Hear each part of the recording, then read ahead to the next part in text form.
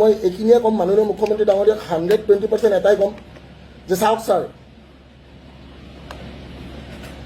যদি জুবিন দাই ন্যায় পায় তে 26 আপোনাৰ, আৰু যদি জুবিন দাই ন্যায় নাপায় তে অসম নেপাল হওঁতে বেছি সময় নালাগে।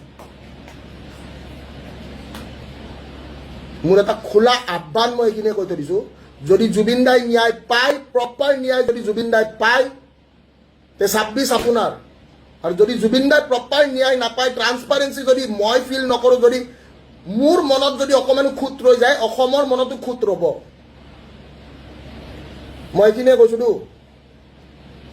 যদি মোৰ মনত খুঁত ৰৈ যায় মানে অসমৰ মনতো খুঁত ৰ'ব। কাৰণ মই পৰীক্ষাৰ ক্ষেত্ৰতো আপুনি গম পাই যে মই যেনেকৈ ধৰি থাকোঁ যে কাট অফ নিদিলে দেই এইবাৰ, এইটো মাৰ্কছত খেলিছে দেই, এইটোত কিন্তু চিলেকশ্যনত খেলিছে দেই, এইবাৰ ৰোল নম্বৰত খেলিছে দেই, এইবাৰ কিন্তু কাট অফ হাই কৰি দিছে দেই, চাবি কিন্তু খেলাবিলাক। আৰু আপুনি জানে মই পঢ়া শুনা কৰিয়ে কাম কৰোঁ, মই নপঢ়াকৈ এটলিষ্টটো কেতিয়াও একো কথা নকওঁ। আৰু এটলিষ্ট দাদাৰ ক্ষেত্ৰততো আপোনালোক সকলোৱে এটা বস্তু দেখিছে যে 3-4 দিন লাইভ গৈছোঁ, না এটা বেয়া ভাষা মাতিছোঁ, না এটা বেয়া কথা কৈছোঁ। মুখখনটো কিমান বেয়া সকলোৱে জানে।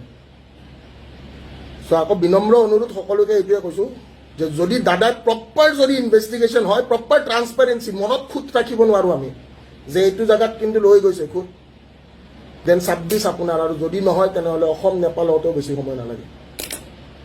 ধন্যবাদ। জয় অসম, জয় জুবিন দা।